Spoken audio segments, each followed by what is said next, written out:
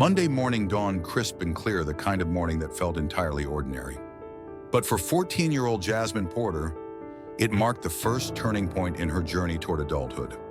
Wearing her school blazer, a plaid skirt, and polished black loafers, she stepped through the glass doors of Oak Capital Bank with a smile that was equal parts nervous and proud. In her satchel was a check worth $5,000, a scholarship she had earned through academic excellence at Westridge Academy, one of the city's most prestigious private schools. For Jasmine, it wasn't just a financial reward. It was proof that every sleepless night, every notebook filled with formulas, every extra study session had been worth it. And today, she had decided to deposit it on her own. No mom is accompanying her. No one is guiding her. This was her first independent financial transaction, a small but meaningful milestone. One step closer to becoming self-reliant. Oak Capital Bank was located in the heart of the financial district, where billion-dollar deals were made daily. Its sleek glass walls reflected the morning sun, and inside, marble floors, walnut wood accents, and glittering chandeliers exuded an air of professionalism, efficiency, and chill. Jasmine approached the teller counter, gripping her folder tightly. Behind the counter stood a young man named Tim, who had a friendly enough face, but his eyes lingered on Jasmine with a flicker of hesitation. Before she could speak, a woman in a beige suit approached, tall, with neatly tied brown hair. Her name tag read, Victoria Hayes, branch manager. Victoria's eyes scanned Jasmine from head to toe in less than a second, but it was enough to make the girl feel like her skin was suddenly too visible. The woman didn't smile. She didn't greet Jasmine like the others. Instead, her brow furrowed the moment Jasmine laid the check on the counter. $5,000, Victoria said, her voice louder than necessary, echoing across the busy lobby. Where would a student like you get this kind of money? Heads turned. A few curious eyes settled on Jasmine. Her throat tightened. Her hands trembled slightly, but she steadied her voice. It's a scholarship, she said. I have all the documentation.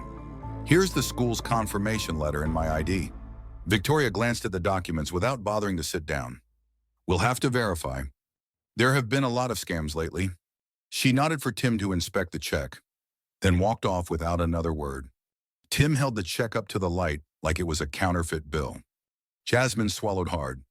This wasn't how a child, bringing in the proof of her hard-earned achievement, should be treated.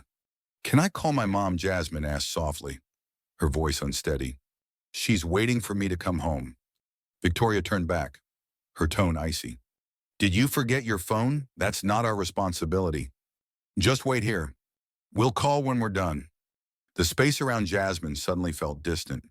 She was left alone in the cavernous bank lobby like an unclaimed item. Tim handed the papers to Victoria and disappeared behind a side door. Victoria stood near the front window, arms crossed, her eyes glancing toward Jasmine with unmistakable disdain. All around her, the flow of customers continued. Well-dressed patrons were greeted with bright smiles. A white elderly man was offered a seat by a teller. A blonde woman who'd just walked in was welcomed with warmth by the receptionist. And Jasmine, she just stood there, a brown-skinned girl in a school uniform, ignored, as if her very presence disrupted the elegance of the place. Her chest rose and fell. She thought of her mother, Naomi Porter, a renowned financial expert and founder of one of the most respected investment consulting firms in the state. Jasmine remembered her mother's words. No matter how smart you are, there will always be people who look at you through a lens of prejudice.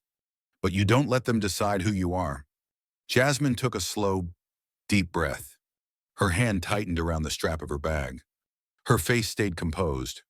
But inside, something had begun to stir, a quiet, burning anger. This was no longer just another Monday morning. Jasmine remained where she was, shoulders slightly hunched as if trying to dodge the gazes around her. Her face was a mix of worry, hurt, and a quiet anger slowly simmering just beneath the surface. She looked around. A middle-aged man in an expensive suit was being offered water by a staff member. A woman in a silk dress was escorted into a private consultation room. And her, an outstanding student with a prestigious scholarship, was left standing like some suspicious stranger. A brown-skinned girl wearing a simple school uniform. Someone whom Victoria Hayes, the branch manager, hadn't even bothered to pretend to respect. At the teller desk, Victoria was whispering to Tim. Though she tried to keep her voice low, her haughty tone made sure those nearby still heard every word. Jasmine tried not to listen, but the words hit like a slap. We have to maintain our standards here. Can't just let anyone stroll in like it's a supermarket. Something's off. 14 and holding a $5. $1,000 check doesn't add up. They chuckled quietly, glancing toward her. Tim's face had lost its initial friendliness, now laced with uncertainty, maybe even guilt. As for Victoria, she seemed perfectly at ease playing the gatekeeper of elegance and privilege. Jasmine clenched her fists. She remembered a story her mom once told about her first time presenting at a high-level investors meeting, back when she was still a young black woman in a finance world dominated by older white men. They didn't let me speak, her mom had said. Even though I led the entire project, they told me to let the men do the talking. But I didn't back down. That memory returned now, not just as a lesson, but as fuel. Footsteps brought Jasmine back to the present. It was Victoria. Her heels clicked arrogantly against the marble floor as she approached. Still here, Victoria said, voice laced with sarcasm. We're still verifying. Be patient. I just wanted to know how much longer it might take, Jasmine said softly, still polite. My mom will be worried if I'm late. If she's that worried, maybe you should have brought your phone, Victoria cut in, arms crossed, eyes scanning Jasmine from head to toe. There's nothing we can do if you're unprepared. Maybe next time, bring a parent along. Jasmine met her gaze not with fear, not with defiance, but with a calm that was disarming. Victoria seemed momentarily unsettled, turning sharply on her heel and muttering, Security, keep an eye on this girl. Make sure she doesn't wander. Moments later, a tall man in a security uniform approached, standing a few feet from Jasmine. He didn't speak, just crossed his arms and watched. His cold stare made her feel like she was under surveillance, not for breaking any rules, but simply for being different. Whispers started around the lobby. An elderly woman muttered, So disrespectful. Kids these days need to know their place. A man shook his head. Holding checks like that at her age. If it were my daughter, she wouldn't be running around like this. Jasmine heard every word, every glance. Even when she tried to ignore it, felt like a paper cut to her self-worth. She bit her lip. Her eyes began to well, but no. She wouldn't cry. Not here. Not now. Instead, she opened her bag and pulled out a small leather notebook. It was where she wrote down everything important, from academic ideas to life lessons. This time, she began recording. Jader Minds. 52 a.m. Submitted check and presented all documents. 10. 1 a.m. Bank manager questioned the legitimacy because 14-year-olds can't have $5. $1,000 checks. Term 10. 12 a.m. Request to call mom denied. Not having a phone, 'cause you're my fault. Test turn. 25 a.m. Told to stand still. Security assigned to watch. Attoryin. Tenting. 37 a.m. Customers begin whispering judgments nearby. Jasmine didn't know what she'd do with these notes. Maybe she'd report it. Maybe they'd protect her one day. Or maybe she just needed to write them down to stay strong. She looked up. In that cold, polished bank lobby where she had been unfairly singled out, something flickered in Jasmine's eyes. A belief in herself, unshaken and newly awakened. 1 hour had passed. Jasmine was still standing, her legs numb, her back stiff, but her eyes only shone brighter. She didn't cry. She didn't beg. And most importantly, she didn't give up. The security guard remained a few feet away, silent. But his stare said it all. Wary, distant, as if this 14-year-old girl were a potential threat, not an honors student holding a prestigious scholarship check. Amid the heavy silence, a soft laugh rang out near the counter, not from a customer, but from Victoria Hayes herself. She was speaking with a tall, sharply dressed man, his salt and pepper hair neatly slicked back. There was something different about him, something that didn't match the average customer. Jasmine leaned slightly to get a better look. The man carried an air of importance, and the way Victoria interacted with him was entirely different, deferential, even a little sycophantic. Gone was the contempt she had shown Jasmine. Now, she seemed to be trying to impress. And then, Jasmine froze. Victoria was pulling out a yellow file folder from the drawer behind the counter, slipping it discreetly to the man, stamped across the front in bold red ink. Common, confidential. Jasmine's gut clenched. She had seen her mother, Naomi Porter, handle files like that. Strategic financial reports, sensitive acquisition plans, and materials strictly for executive access. And now, this branch manager was handing one to an outsider. The man accepted the folder with a subtle nod, his expression betraying a flicker of satisfaction. Then he turned and walked past where Jasmine stood. For a brief moment, their eyes met. Jasmine froze. She knew him, Harrison Wells, CEO of Meridian Banking Group, the biggest competitor to the financial firm. Jasmine's mother had just acquired a regional bank from. A few weeks ago, Jasmine had overheard his name during one of her mother's late-night calls, discussions about the Oak Ridge Bank takeover. Harrison had made an offer and lost. And now he was here, shaking hands with the manager of a rival bank, the very branch now under Naomi Porter's ownership. This wasn't a coincidence. Jasmine swallowed hard. The anger from earlier, over being dismissed, belittled, now gave way to something deeper, a real sense of danger. She was no longer just a girl being looked down upon. She was now the only witness to a possible betrayal. Victoria returned to her desk with a poker face. But when her gaze met Jasmine's, something shifted, a flash of suspicion, unease, and fear. Jasmine slowly reached for her notebook again and wrote, 11:42, man identified. Harrison Wells, CEO. Meridian. Received folder marked confidential from Victoria Hayes. The folder took from back drawer. No public transaction recorded. She added a line beneath. Potential internal breach. May concern mom. Her hand trembled. She was only 14. She had only come to deposit a scholarship check. She hadn't expected anything more than that to finish her task and go home. But now, she couldn't look away. Victoria approached this time. No arrogance, no eye rolls. Instead, a smile so fake it sent a chill down Jasmine's spine. Still not called up? Huh, she asked, tone overly sweet. Jasmine said nothing. Victoria leaned closer, her voice dropping into a silk-covered threat. I do hope you won't mention anything unnecessary. Sometimes silence is the smartest way to stay out of trouble. Understand. That honeyed warning was a cold slap. But Jasmine, instead of flinching, let her eyes sharpen. She smiled faintly. I remember, my mom always says the most dangerous thing is staying silent when you witness something wrong. Victoria flinched, just slightly. But Jasmine had already turned away. No longer the timid girl standing quietly by the counter. The revolving glass doors of Oak Bank spun gently as a crisp breeze slipped into the lobby. Amid the usual hum of customers coming and going, no one noticed the woman who stepped inside, at least. Not for the first few seconds. Until Victoria Hayes' eyes landed on her. The color drained from Victoria's face, and her forced smile vanished like smoke.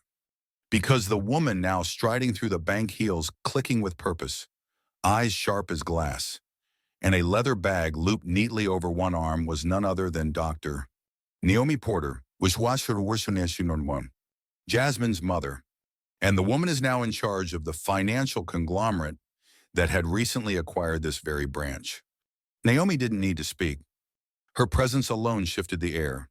She wasn't dressed in flashy designer brands, but the tailored beige suit she wore and the poised, decisive way she carried herself made it impossible to mistake her for anything but a woman of stature and power.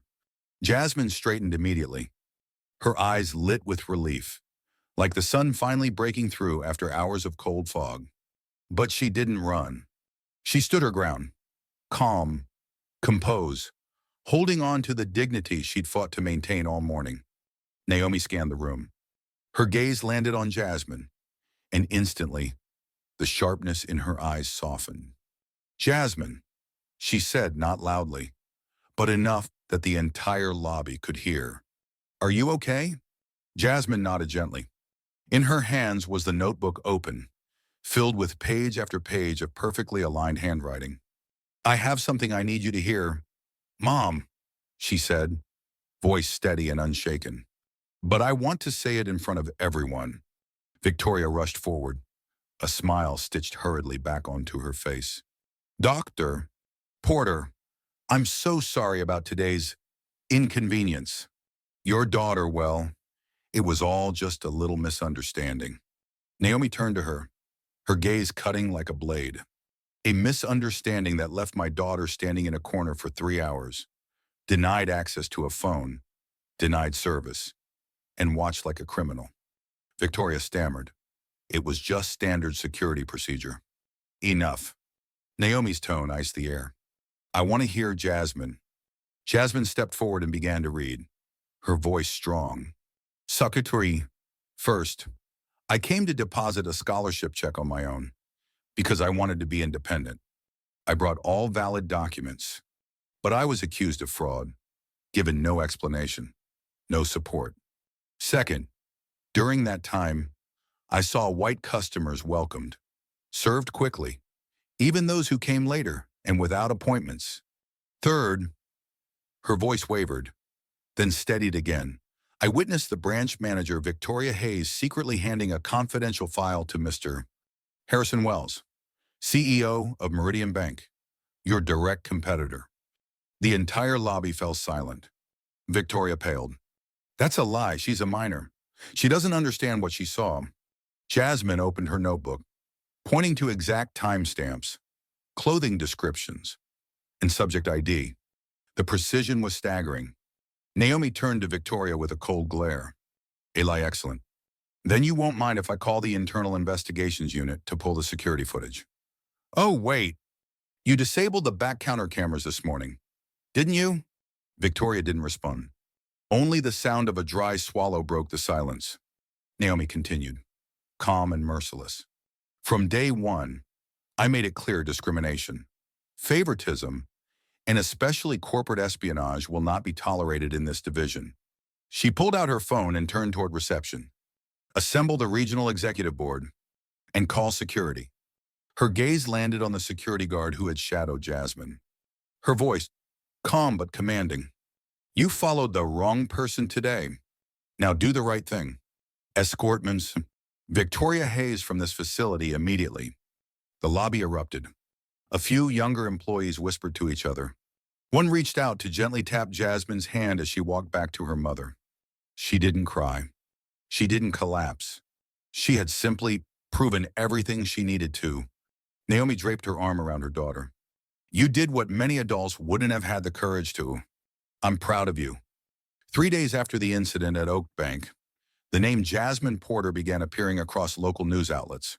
Not because she was the daughter of a powerful CEO, but because of a quietly recorded video captured by a bank employee that showed a 14-year-old student being detained without cause, then bravely standing in the center of the lobby to expose both discriminatory treatment and corporate misconduct. Justice for Jasmine trended across social media. The press called her the brave girl who spoke through silence and the spark of justice in a cold banking system. But more than her sudden fame, it was the aftershock Jasmine unintentionally set in motion that made the greatest impact. At Oak D Bank's headquarters, an emergency meeting was called. On the large conference screen was an image of Jasmine in her school uniform, standing tall, reading from her notebook in a calm and unwavering voice. CEO Reyes furrowed his brow as he watched the video for the third time. "We failed," he said, exhaling. "Not just a procedural error. We failed at the core how we train, how we hire, how we build our culture. The meeting ended with urgent directives, a full audit of customer service procedures, especially those involving minors or customers without guardians. Mandatory anti-bias and unconscious prejudice training for all staff, from frontline tellers to senior management. Creation of an equity response division where customer complaints could be reviewed without fear of being ignored. What began as an isolated incident ignited a wave of systemic reform within the city's oldest financial institution. For Jasmine, things changed quickly, too. On Saturday morning, she received a letter from Westra Academy, her current school, inviting her to be the keynote speaker at their annual Youth Leadership and Equity Summit, an event that celebrates students making meaningful community impact. The principal wrote, "We are proud of your academic excellence, but even more of your courage to stand up when others stayed silent. You've shown us that justice doesn't wait for age." Naomi smiled as she read it with her daughter, then turned to Jasmine, her tone more serious. "Are you ready when you step into the light? Eyes will follow not to criticize, but to see where you'll lead next." Jasmine nodded. Something inside her had changed. Where she once believed success was built solely through effort, she now understood. Real success also meant knowing when and how to use your voice to change what's wrong. At the Westra Academy Summit, Jasmine walked onto the stage to thunderous applause from over 400 students and parents. She didn't speak for long. She simply told the story the way it happened. No dramatization, no pity, just a clear chain of events. But it was that calm steadiness in the voice of a 14-year-old girl that hushed the entire auditorium. "I used to think I could handle everything with hard work and good grades," Jasmine said. "But that day, I learned something bigger. Sometimes, no matter how well prepared you are, people may still misjudge you just because of how you look." She paused, eyes scanning the student rows below. "But if you believe you deserve to be heard, don't let anyone convince you to stay silent." The applause that followed came in waves. After the event, Jasmine received an invitation from a nonprofit focused on educational equity to serve as a youth ambassador. She was also approached by a statewide advisory group developing a new anti-discrimination policy for public schools. And to think it all started with a plan to deposit one scholarship check. Now, Jasmine was offering society something far more valuable, a reminder of equality, a lesson in courage, and a testament to how conviction can speak even louder through silence. Not long after Jasmine's powerful speech at Westra Academy, the wave of public attention surrounding the Oak Bank incident didn't die down, in fact. It grew, spreading like a wake-up call across the financial industry. Major news outlets ran bold headlines. "A 14-year-old girl forces an entire banking system to reflect." "When justice comes from a school desk, Oak Bank apologizes, but is it enough?" At Oak D Bank's corporate boardroom, a high-rise glass building in the heart of downtown, an emergency meeting was convened. Inside, tension thickened the air. CEO Gavin Lyle sat with his head in his hands after watching the footage of Jasmine being escorted from the teller window, despite doing nothing wrong, except being a black teenager holding a legitimate check. "We failed," he said quietly. "And it's a failure that can't be undone with a press release." The very next day, Oak Bank issued an official statement on its homepage, accompanied by a direct apology video from CEO Gavin Lyle. "We apologize to Jasmine Porter, to her family, and to the broader community for the bias and unprofessional treatment she endured. We acknowledge our failure, and more importantly, we commit to change." And it wasn't just lip service. Step 1. The launch of the Transparency and Equity Project. This company-wide reform, led personally by Gavin Lyle, rested on 3 pillars. Comprehensive staff retraining, not just on technical skills, but mandatory programs in unconscious bias awareness, fair client treatment across socioeconomic lines, microaggression recognition and prevention, creation of a customer ethics oversight council, a board that included legal experts, sociologists, and representatives from marginalized groups, communities of color, LGBTQ+, seniors, and even high school students. Voices once overlooked now hold decision-making power. Real-time customer feedback app. Clients could anonymously report their experience on site. Any rating below 3 stars would trigger an internal alert to the branch director, who must respond within 24 hours. Meanwhile, Naomi Porter Jasmine's mother did not stay silent. As CEO of a rival financial firm, Naomi was typically private. But this time, she appeared on CNN Business in a national segment titled, Rethinking Customer Dignity in the Modern Banking Age. She never mentioned her daughter. She didn't need to. Every word she spoke came from the heart of a mother who had watched her child's dignity dismissed because of race and age. How you treat your most vulnerable customers, Naomi said, eyes steady on camera, is the truest metric of a company's ethical compass. Then came the unexpected partnership. OKD Bank officially invited Naomi Porter to serve as an independent advisor for their reform project. After careful consideration, Naomi accepted with one condition. I'm not here to polish your brand. I'm here so that no child, like my daughter, ever feels unworthy, even if she walks in holding the whole world in her hands. The financial world took notice. Her involvement signaled Oak Bank's sincerity in starting over. For real. But Jasmine's voice had stirred deeper truths. An internal audit, sparked by the controversy, uncovered unsettling realities. Biased promotions. Only 8% of branch managers were people of color, despite minorities making up over 30% of the customer base. Skewed complaint handling. 70% of feedback from clients under 25 was labeled unreliable. Misleading marketing. Internal documents showed virtually no representation of customers of color. None of this was uncovered by audits or reports. It was exposed by the steady silence of a 14-year-old girl in a school uniform. 6 weeks after the incident, Oak Bank held a private ceremony at headquarters. Jasmine was invited to speak. This time, she didn't stand in the corner. She stepped up to the podium, facing the very board that once held power over people like her, and said, I used to think I was just a student, but now I know a voice, if clear and true enough, can shake an entire system. Since her speech at Oak Bank headquarters, Jasmine Porter's life had shifted in ways even she couldn't have imagined.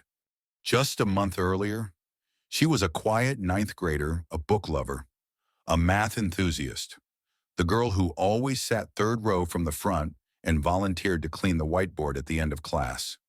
Now, her name appeared in national headlines, education panels, and even a televised financial literacy special for young Black girls.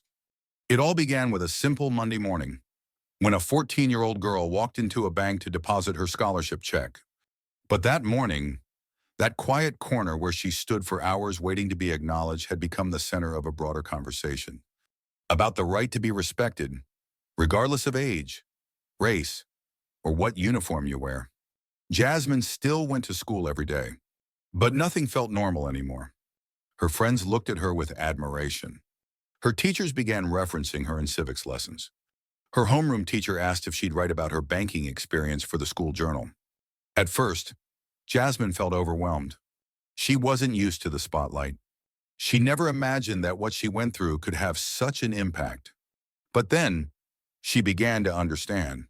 Her silence that day, her choice not to yell or walk away, was what gave the story its weight.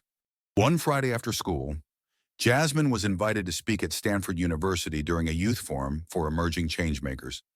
The organizers had seen the clip of her speech at Oak Bank and believed her voice deserved to be heard even wider. On stage, in a packed auditorium of over 300 students and professors, Jasmine stepped up to the mic, took a deep breath, and spoke. I don't think of myself as an activist. I was just a student trying to deposit a scholarship check. But when I was forced into silence, I chose to stand still and write down everything I saw. Maybe what I've learned is this: change doesn't always start with a scream. Sometimes it begins with simply not looking away. The room went completely silent. Then applause erupted long and full. Jasmine had to bow twice before she could step off the stage. That evening, she received an email from Future Leaders of America, inviting her to become a youth ambassador for their FinLit for Girls initiative, designed to teach financial literacy to girls in underserved communities. Jasmine hesitated. She didn't see herself as an inspiration. She was still the girl who loved pastel yellow, drank hot chocolate every morning, and forgot her Wi-Fi password at least once a week. But her mother, Naam, sat down beside her that night and said, "You don't have to be a hero, Jasmine. You just have to keep being yourself." The girl brave enough to stay standing, even when the world tries to edit her out of the frame. And Jasmine nodded. 3 months after the Oak Bank incident, Jasmine was named one of Teen World Magazine's top 10 most influential youth under 18. Her name appeared beside Olympic athletes, teen inventors, and young musical prodigies. But Jasmine's proudest moment wasn't the list. It was a handwritten letter from a 7th grade girl in Minnesota who said that after watching Jasmine's video, she finally stood up to her PE teacher for discriminating against a classmate. "I never thought I could speak up," the letter read, "but you showed me that even a small girl can make a big wave." Jasmine folded the letter and held it to her heart, not out of pride, but because in that moment, she finally understood. The true value of what she had done wasn't in what happened to her, but what changed because of her. One early summer afternoon, Jasmine sat by her bedroom window, golden sunlight dancing across the pages of a half-finished book. Outside, cicadas hummed, blending with the laughter of children from a nearby playground. Everything looked peaceful, but inside the 14-year-old girl, something had quietly and permanently changed. Life didn't return to the way it was. And Jasmine was no longer just a middle school student worrying about science quizzes or the biology club. From the moment she stood up at Oak Bank, from the instant she was led away like a wrongdoer, simply because of her skin color and a school uniform, Jasmine had stepped into another world. One of awareness, of voice, and responsibility. A new semester was approaching. Jasmine was preparing to return to school, but this time with a different mindset. She still studied hard, still smiled gently each morning, but now she carried a quiet belief inside her. Every small act can hold power if done with courage. She didn't want fame. She never aimed to be the face of justice or a teenage symbol of change. But after everything, Jasmine knew that if she could make a difference, even a small one, then she had a responsibility to try. Because there are people who will never be heard. There are children who'll never even get the chance to be discriminated against in a bank, because they may never hold a check with their name on it. That's why Jasmine began writing, not to retaliate, not to accuse, but simple to tell stories, stories of what she had seen, heard, and felt. Journal entries during Master Nawazvan, little blog posts after class, student panels and youth talks, bit by bit. Her voice reached beyond the white walls of that bank and into the minds of people who had never considered that injustice might be happening right next to them. Someone once asked Jasmine, "Don't you get tired of being the one trying to change things?" She had smiled and replied, "Change doesn't always begin with people wanting to take responsibility. Sometimes it begins with a girl who just wanted to deposit her check and found out the world isn't as simple as her textbooks made it seem." At a graduation ceremony for the next class, Jasmine was invited to give a short speech. She stepped onto the stage, looking out over hundreds of faces diverse in color, in age, in style. Each person carried a story, and Jasmine spoke. "If I had bowed my head and stayed silent that day, I would have gotten home earlier. But I chose to stay, not to rebel, but to not lose myself. We can't control how others see us, but we can control how we respond to it. And sometimes the strongest thing you can do is not to walk away when you know you have the right to stand." At the end of her speech, the 14-year-old girl who once stood silently in the corner of a bank, now a poised 15-year-old young woman, stepped off the stage to a wave of applause. But the most important moment wasn't in the clapping. It was in the eyes of a little girl in the front row, wearing the same uniform Jasmine once wore, looking up at her with a gaze full of light, the gaze of someone who just realized, "I can speak up too," because sometimes the biggest changes begin with one young person, standing in the corner, and refusing to stay silent.